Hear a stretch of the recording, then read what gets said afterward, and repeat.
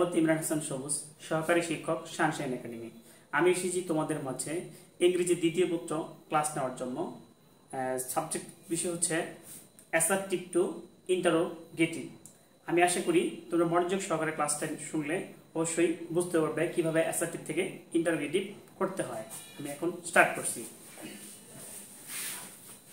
প্রথমে অ্যাসার্টিভ থেকে ইন্টারোগেটিভ সেটা হচ্ছে অর্থের পরিবর্তন না করে সাহায্যকারী ভার্ব যুক্ত কোন অ্যাসার্টিভ সেন্টেন্সকে ইন্টারোগেটিভ করার সময় সাহায্যকারী ভার্ব সাবজেক্টের পূর্বে বসে এবং সাবজেক্টের পরে নট বসে, বাকি অংশ বসে বা শেষে প্রশ্নবোধক চিহ্ন বসে। প্রিয় শিক্ষার্থীরা, তোমরা ভালো করে লক্ষ্য করো। আমি আবারও বলতেছি, অ্যাসার্টিভ থেকে ইন্টারোগেটিভ করার নিয়ম অর্থের পরিবর্তন না করে সাহায্যকারী ভার্ব যুক্ত অ্যাসার্টিভ সেন্টেন্সকে ইন্টারোগেটিভ করার সময় সাহায্যকারী ভার্ব সাবজেক্টের পূর্বে বসবে এবং সাবজেক্ট এর পরে নট বসে প্লাস বাকি অংশ বসে, শেষে প্রশ্নবোধক চিহ্ন বসে। তোমরা যেমন ধরো assertive, he is a good boy, he is a good boy. তোমাদের প্রধান কাজটা হচ্ছে এই যে ভিতর থেকে সাহায্যকারী ভার্বকে খুঁজে বের করা। তাহলে আমাদের প্রথম কাজ হচ্ছে সাহায্যকারী ভার্ব কোনটা। আমি তোমাদেরকে শর্ট করে বোঝানোর জন্য এই পাশে বাম পাশে একটা ছকে সাহায্যকারী ভার্বগুলো লিখে রেখেছি। সাহায্যকারী ভার্ব মোট 24টি। am, is, are, was, were, have, has, had, do, did, does, shall, should, will, would, can, could, may, might, must, dare, need, ought to, is to। এই মোট হচ্ছে 24টা সাহায্যকারী ভার্ব। তাহলে আমরা সাহায্যকারী ভার্ব সম্পর্কে চিনে নিলাম, সাহায্যকারী ভার্ব জানলাম। তাহলে আমাদের প্রধান কাজ হচ্ছে কি, সাহায্যকারী ভার্বটাকে খুঁজে বের করা। তাহলে এই বাক্যে সাহায্যকারী ভার্ব হচ্ছে ইজ। আমাদের নিয়ম অনুযায়ী প্রথমত আছে সাহায্যকারী ভার্বটাকে আগে নিতে হবে। তাহলে প্রথম সাহায্যকারী ভার্বটা ইজ নিয়েছি। তারপরে আছে সাহায্যকারী ভার্ব সাবজেক্টের পূর্বে নিলাম। তারপরে হি, তারপর হচ্ছে নট, আমরা নট ব্যবহার করলাম। এরপরে বাদ বাকি অংশ হে এ গুড বয়, সেক্ষেত্রে লাস্টে প্রশ্নবোধক চিহ্ন শেষ। এটা অন্য একটা নিয়মে করা যায়, সেটা হচ্ছে তুমি যদি নট সাবজেক্টের এর পূর্বে বসানো যায়, নট সাবজেক্টের পূর্বেও বসানো যায়, সেক্ষেত্রে নট এর সংক্ষিপ্ত রূপ বসে। নটটি তুমি চাইলে সাবজেক্টের পূর্বে বসাতে পারবা, সেক্ষেত্রে নট এর সংক্ষিপ্ত রূপ বসাতে হবে। যেমন he was a rich man, interrogative he was a rich man. এবং এই বাক্যটাকে তুমি ইন্টারোগেটিভ করতে আমরা কি প্রথমতে সাহায্যকারী ভার্বটা আমরা ধরে নিয়েছি ওয়াজ, তার পরিবর্তে নট ব্যবহার করেছি সাবজেক্ট, এরপরে বাদবাকি অংশটি লাস্টে প্রশ্নবোধক চিহ্ন করেছি। তাহলে প্রদত্ত বাক্যে এখন দেখো, প্রদত্ত বাক্যে যদি নট উল্লেখ না থাকে তাহলে ইন্টারোগেটিভ করার সময় নট বসে না। প্রদত্ত বাক্যে যদি নট উল্লেখ থাকে তাহলে ইন্টারোগেটিভ করার সময় নট বসে না। যেমন I was not present yesterday। এই বাক্যতে ফলো করে খেয়াল করো, দেখো নট শব্দটি উল্লেখ আছে। তাহলে আমরা যখন এটাকে ইন্টারোগেটিভ করতে যাব তখন এই নটটাকে উঠাই দেব। তাহলে আমাদের সম্পূর্ণ হচ্ছে কি was I present yesterday, was I present yesterday।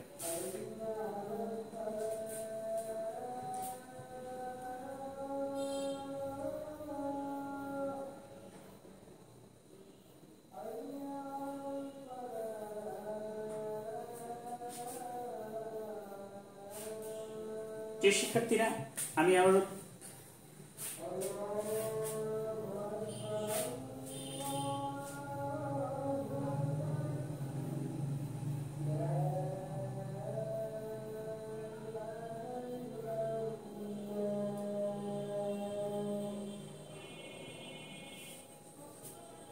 প্রিয় শিক্ষার্থীরা, আমি মোহাম্মদ ইমরান হাসান সবুজ, সহকারী শিক্ষক সানশাইন একাডেমি। আমি এসেছি তোমাদের মধ্যে ইংরেজি সেকেন্ড পার্ট ক্লাস নেওয়ার জন্য। টপিক হচ্ছে অ্যাসার্টিভ টু ইন্টারোগেটিভ। আশা করি মনোযোগ সহকারে শুনলে তোমাদের কাজে আসবে, তোমরা বুঝতে পারবে। আমি শুরু করতেছি। অ্যাসার্টিভ থেকে ইন্টারোগেটিভ প্রথম কাজ হচ্ছে অর্থের পরিবর্তন না করে। আমি বলছি অর্থের পরিবর্তন না করে সাহায্যকারী ভার্ব যুক্ত অ্যাসার্টিভ সেন্টেন্সকে ইন্টারোগেটিভ করার সময় সাহায্যকারী ভার্বটি সাবজেক্টের পূর্বে বসে এবং সাবজেক্ট এর পরে নট বসে প্লাস বাকি অংশ বসে প্লাস শেষে প্রশ্নবোধক চিহ্ন বসবে। তোমরা অবশ্যই মনে রাখবে প্রশ্নবোধক চিহ্ন না থাকলে ইন্টারোগেটিভ হবে না কখনো। যেমন assertive, he is a good boy, এটাকে আমি তোমাদের প্রথম কাজ হচ্ছে সাহায্যকারী ভার্বকে চিহ্নিত করা। আমি তোমাদের সরকারের ইংরেজি বাক্যে মোট 24টা সাহায্যকারী ভার্ব আছে, সবগুলো লিখে রেখেছি। am, is, are, was, were, had, has, had, do, did, does, shall, should, will, would, can, would, may, might, must, dare, need, to। তাহলে প্রিয় শিক্ষার্থীরা, আমরা সাহায্যকারী ভার্ব চিনলাম। তাহলে বাক্যে প্রথমে সাহায্যকারী ভার্ব হচ্ছে ইজ, আমরা ইজ থেকে প্রথমে নিয়ে নিলাম। এরপর আমরা সাবজেক্ট নিলাম। এরপর আসছে নট আমরা ব্যবহার করলাম। এরপর বাকি অংশ এ গুড বয়, তাহলে আমরা এ গুড বয় শেষ করে পাশে প্রশ্নবোধক চিহ্ন এর ব্যবহার করলাম। ঠিক আছে, এখন নট সাবজেক্টের পূর্বে বসানো যায়, সেক্ষেত্রে নট এর সংক্ষিপ্ত রূপ বসে। তুমি যদি নট সাবজেক্টের পূর্বে ব্যবহার করতে চাও তাহলে নট এর সংক্ষিপ্ত রূপ ব্যবহার করতে হবে। যেমন he was a rich man, আমাদের কাছে নট সাবজেক্টের পূর্বে ব্যবহার করতে, তাহলে প্রথমত আসি আমরা সাহায্যকারী ভার্ব ওয়াজ, তারপর হচ্ছে কি নট, সাহায্যকারী নট, তারপরে সাবজেক্ট, এরপর বাদ বাকি অংশ এ রিচ ম্যান, এরপর তো নিয়ে শেষে প্রশ্নবোধক চিহ্ন দিলাম। তারপর চলুন 3, প্রদত্ত বাক্যে যদি নট উল্লেখ থাকে, তাহলে ইন্টারোগেটিভ করার সময় নট বসবে না। তাহলে এই বাক্যটা বলি আমরা, I was not present yesterday, তাহলে খেয়াল করতে আমাদের এই বাক্যে নট উল্লেখ আছে। অবশ্যই যখন এটাকে আমরা অ্যাসার্টিভ করতে যাব তখন নট এর ব্যবহার করা যাবে না। তাহলে প্রথমে কি হবে, was I present yesterday।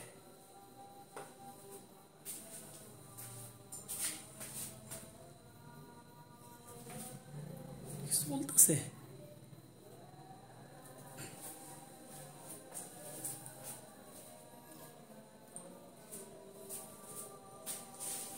আসসালামু আলাইকুম, আমি মোহাম্মদ ইমরান হাসান সবুজ, সহকারী শিক্ষক, সানশাইন একাডেমি।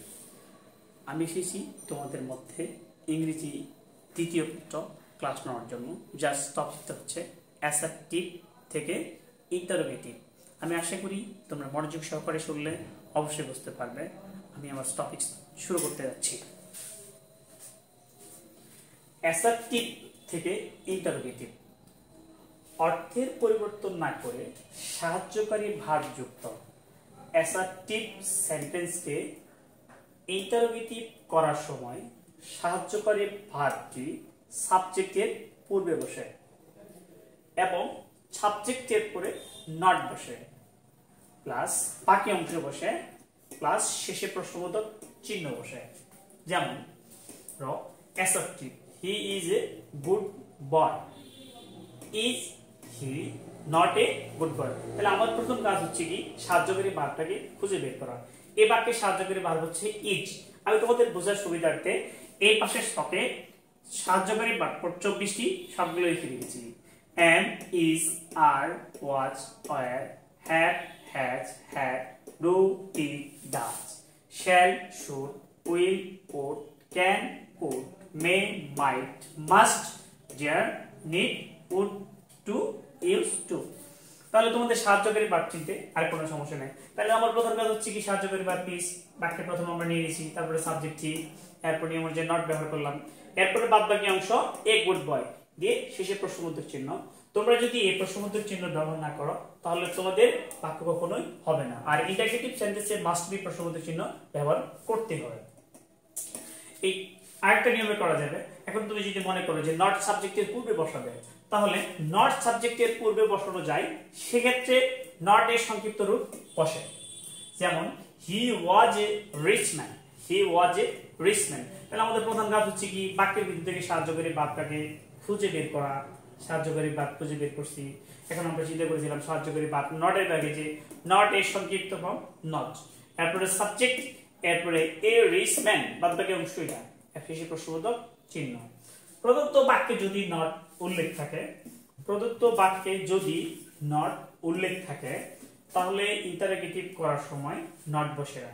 আমি আবারও বলতেছি, যদি কোনো বাক্যের ভিতরে নট শব্দটি উল্লেখ থাকে তাহলে আনসার করার সময় নট ব্যবহার হবে না। যেমন I was not present yesterday, was I present yesterday। বারবার করে দেখো। প্রিয় শিক্ষার্থীরা, আমি মোহাম্মদ ইমরান হাসান সবুজ, সহকারী শিক্ষক সানশাইন একাডেমি। আমি এসেছি তোমাদের মধ্যে ইংলিশ সেকেন্ড পেপার ক্লাস নেওয়ার জন্য, যার টপিকটা হচ্ছে অ্যাসার্টিভ থেকে ইন্টারোগেটিভ। আমি আশা করি তোমরা যদি মনোযোগ সহকারে বুঝো তাহলে অ্যাসার্টিভ থেকে ইন্টারোগেটিভ কিভাবে করতে হয় সেটা বুঝতে পারবে। আমি আমার টপিকস বা আলোচনা শুরু করতেছি। দেখো, অ্যাসার্টিভ থেকে ইন্টারোগেটিভ অর্থে পরিবর্তন না করে সাহায্যকারী ভার্বযুক্ত অ্যাসার্টিভ সেন্টেন্সকে ইন্টারোগেটিভ করার সময় সাহায্যকারী ভার্ব সাবজেক্টের পূর্বে বলবে এবং সাবজেক্টের পরে নট বসে প্লাস বাকি অংশ বসে শেষে প্রশ্নবোধক চিহ্ন বসে। তো প্রিয় শিক্ষার্থীরা, আমরা সাহায্যকারী ভার্ব কি জানবো? ইংরেজি বাক্যে মোট সাহায্যকারী ভার্ব হচ্ছে 24টা। আমি তোমাদের বোঝার সুবিধার জন্য সাহায্যকারী ভার্বগুলো দেখাচ্ছি, মনোযোগ সহকারে দেখো। যেমন এই মোট 24টা সাহায্যকারী verb: am, is, are, was, were, have, has, had, do, did, does, shall, should, will, would, can, could, may, might, must, dare, need, would to, is to। তাহলে প্রিয় শিক্ষার্থীরা, তোমরা সাহায্যকারী বাক্যটি সবগুলো চিনে নিলা। আমি তোমাদেরকে প্রথমে বলেছিলাম যে সাহায্যকারী বাক্যকে আগে খুঁজে বের করতে হবে। তাহলে বাক্যের মধ্যে প্রথম কাজ হচ্ছে সাহায্যকারী বাক্যটা খুঁজে বের করা। তাহলে এই বাক্যে সাহায্যকারী বাক্য হচ্ছে ইজ। তাহলে আমার প্রথম কাজ হবে সাহায্যকারী বাক্যটাকে প্রথমে নেওয়া। নিয়ম অনুযায়ী সাহায্যকারী বাক্যকে প্রথমে নিলাম, তারপরে সাবজেক্ট, এই বাক্যের সাবজেক্ট হচ্ছে কি হি। এরপর নিয়ম অনুযায়ী নট বসে, যে আমরা নট লিখছি, প্লাস বাকি অংশ। তাহলে এই বাক্যের বাকি অংশ হলো এ গুড বয়।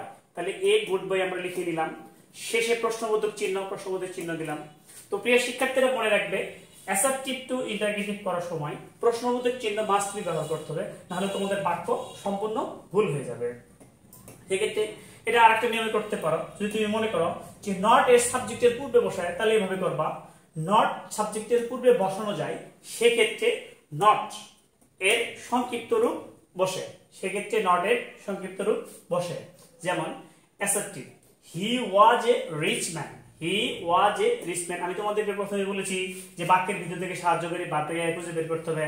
তাহলে খুঁজে দেখো, এই বাক্যের সাহায্যকারী ভার্ব হচ্ছে ওয়াজ। তাহলে আমরা ওয়াজ থেকে প্রথমে নিয়ে নিলাম, তারপর নিয়ম অনুযায়ী নট ব্যবহার করলাম। এন্ড বাদ বাকি অংশ সাবজেক্ট আছে হি, এর অবশিষ্ট অংশ হচ্ছে কি a rich man. A rich man, শেষে প্রশ্নবোধক চিহ্ন। প্রিয় শিক্ষার্থীরা, 3 নাম্বার হলে আসো। প্রদত্ত বাক্যে যদি নট কথাটি উল্লেখ থাকে তাহলে ইন্টারোগেটিভ করার সময় নট বসে না। প্রিয় শিক্ষার্থীরা, আমি আবারও বলতেছি, কোন সেন্টেন্সের মধ্যে যদি নট কথাটি উল্লেখ থাকে তাহলে নট বসবে না। সেক্ষেত্রে যেমন I was not present yesterday. তাহলে দেখো দিয়ে হিসাব করো, তাহলে নট এই বাক্যে অবশ্যই উল্লেখ আছে। আমরা কিন্তু নিয়ে পড়েছিলাম প্রদত্ত সেন্টেন্সে যদি নট কথা উল্লেখ থাকে তাহলে নট এর ব্যবহার আমরা করব না। তাহলে প্রথমে হবে কি ওয়াজ। তাহলে আমরা নট যদি বাদে লিখে দিলাম আই প্রেজেন্ট ইয়েস্টারডে। দেখো তো মিলেছে কিনা, ওয়াজ আই প্রেজেন্ট ইয়েস্টারডে। আমি আজ তোমাদের মধ্যে অ্যাসার্টিভ থেকে ইন্টারোগেটিভ নিয়ে আলোচনা করলাম। আশা রাখি তোমরা বুঝতে পারবে। বিষয়টা হচ্ছে পরবর্তী ক্লাসে তোমাদের সাথে আমার আবার দেখা হবে নতুন কোনো একটা টপিকস নিয়ে। সেই বিষয়ে তোমরা ভালো থেকো, সুস্থ থেকো।